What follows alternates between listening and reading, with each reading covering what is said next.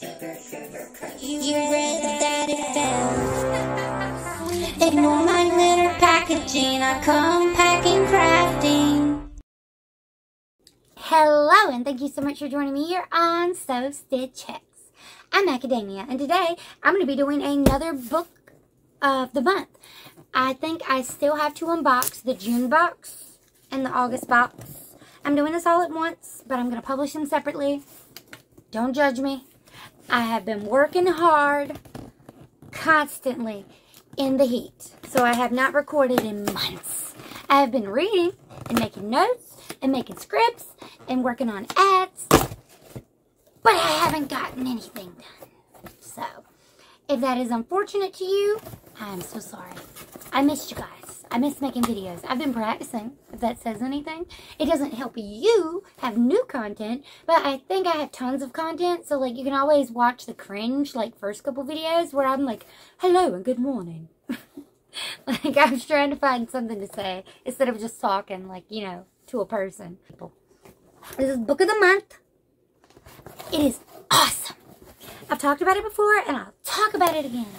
Book of the month is fantastic. It's like $14.99 or $15.99, and you get these beautiful books. It always tells you that you've got great taste.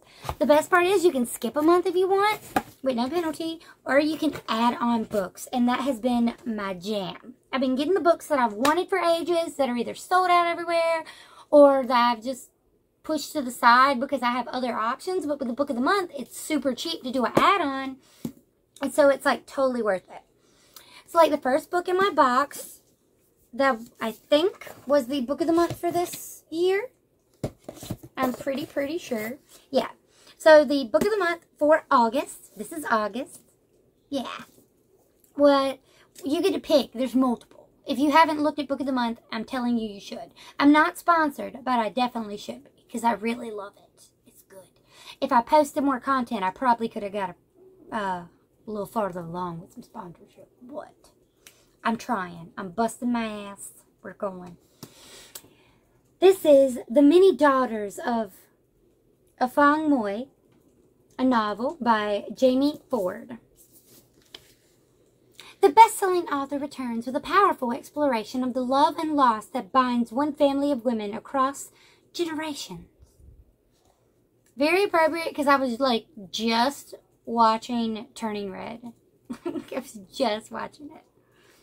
It's so cringe. I love it. Dorothy Moy breaks her own heart for a living. As Washington's former poet laureate, I don't know what that word's supposed to be. I'm sorry, you guys. Maybe it's because it's the end of the day for me or what. I'm just, speech is not my friend today. That's how she describes channeling her dissociative episodes and mental health struggles into her art. But when her 5-year-old daughter exhibits similar behavior and begins remembering things from the lives of their ancestors, Dorothy believes the past has truly come to haunt her. Fearing that her child is predestined to endure the same debilitating depression that has marked her own life, Dorothy seeks radical help. Through an experimental treatment designed to mitigate inherited trauma, Dorothy intimately connects with past generations of women in her family. Faye Moy, a nurse in China serving with the Flying Tigers. Well, that's kind of cool. Sorry. Zoe Moy, a student in England at a famous school with no rules. Lai King Moy, a girl quarantined in San Francisco during a plague epidemic. I don't like that. Greta Moy, a tech executive. It just feels too close to home. I don't want to be quarantined again, please. A tech executive with a unique dating app, and Afong Moy, the first Chinese woman to set foot in America. As painful recollections affect her present life, Dorothy discovers that trauma isn't the only thing she's inherited. A stranger is searching for her in each time period, a stranger who's loved her through all of her genetic memories. Dorothy endeavors to break that cycle of pain and abandonment to finally find peace for her daughter. and to gain the love that has long been waiting, knowing she may pay the ultimate price. It sounds awesome, right? Okay. So that was the main book. And then my 2 add-ons were 2 that I've wanted for quite a minute yet. Read like your TBR is watching. Okay, that's a fucking mood. That's another thing I really like about the Book of the Month box is they always give you like a cute little bookmark, whether it's an advertisement or whatever, but it is a bookmark. See, there's the cute little book. Just like you see on every one of these. It's so cute.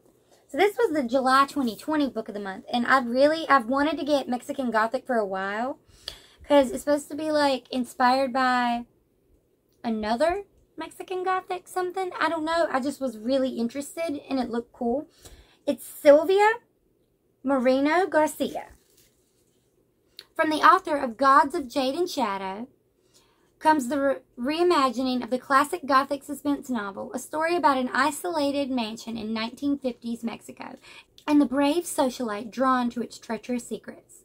He is trying to poison me. You must come for me. Know me? You have to save me. After receiving a frantic letter from her newlywed cousin, Nomi Taboda, heads to High Place, a distant house in the Mexican countryside, unsure what she will find. Nomi is an unlikely rescuer. She's a glamorous debutante, more suited to cocktail parties than amateur sleuthing. But she's also tough, smart, and not afraid. Not of her cousin's new English husband, a stranger who's both menacing and alluring. Not of his father, the ancient patriarch who seems fascinated by Nomi. And that's weird. And not even of the house itself, which begins to invade Nomi's dreams with visions of blood and doom. Doom, doom, doom. Nomi's only ally in this inhospitable place is the family's youngest son. But he too may be hiding something dark. For there are many secrets behind the walls of High Place, as Nomi discovers when she begins to unearth stories of violence and madness. Mesmerized by this terrifying yet seductive world, Nomi may soon find it impossible to save her cousin, or even escape this enigmatic house. Da-da-da. And the last in this August Book of the Month box is The Poisonwood Bible, a novel by Barbara Kingsolver. Kingsolver? Yeah. Can't pronounce it, but I can show you the face. Aw, that's cute. Look at that. Because it's like I Heart Books. That's cute. Books we love. Oh, that's precious. It doesn't have the date of when this was Book of the Month, but it was really cool looking, so I had to get it. Okay. Okay, so it retails at $26, and just to point out, it was like $15.99 or so, which is a fucking steal for a beautiful hardback. Like, look at this. Very simple, very clean, very pretty, very, like, minimalist, but then it has the dust cover with the cover, and it's like, that's so nice. You know, hardbacks last so much better. While I'm not sponsored, I feel like I should be. The Poisonwood Bible is a story told by the wife and 4 daughters of Nathan Price, a fierce evangelical Baptist who takes his family and mission to the Belgian Congo in 1959. They carry with them everything they believe they will need from home, but soon find that all of it, from garden seeds to scripture, is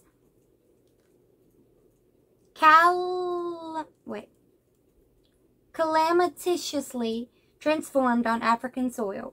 What follows is a suspenseful epic of one family's tragic undoing and remarkable reconstruction over the course of 3 decades in post-colonial Africa.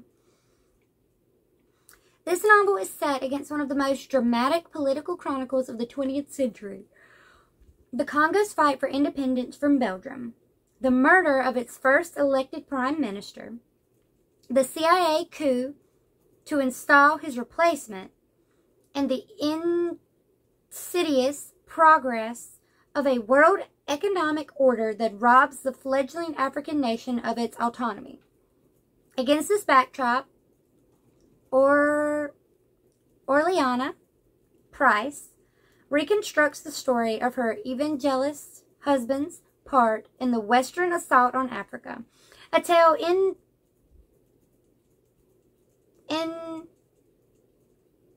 indelibly darkened by her own losses and unanswerable questions about her own culpability. Also narrating the story by turns are her 4 daughters, the self-centered teenaged Rachel, shrewd adolescent twins, Leah and Ada. Leah, Ada. I assume because they're twins that they rhyme, so it'd be Leah or Leah. I think that's Leah and Ada, because otherwise it'd be Leah and Ada. Yeah, it'd have to be Leah. Has to be it, because the name is spelled A-D-A-H. So I'm going to go with Ada. That just doesn't sound right. I don't know. And Ruth May. That's just how I felt like it should be said. Ruth May. A prescient 5-year-old.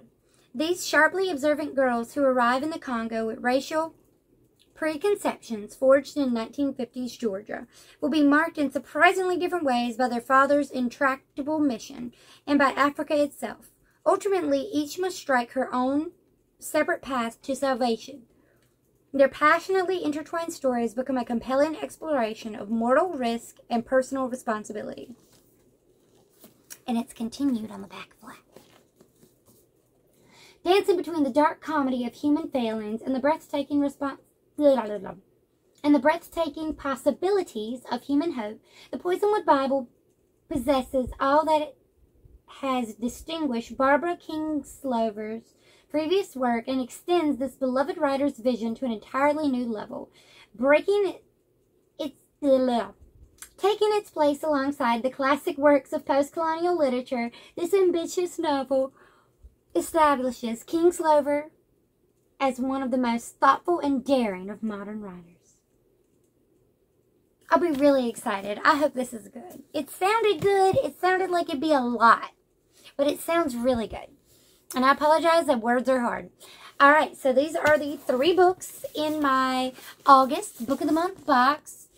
If you would like any of them, I can list a link on to Amazon down below where I will get a small kickback. Also, you can always check on Audible, who is one of my fantastic sponsors, and you can get a book free with a 30-day free trial with my code /link down below. Alright, thank you guys so much for watching. I will see you next time here on SewStitchHex. Have a wicked evening. Bye.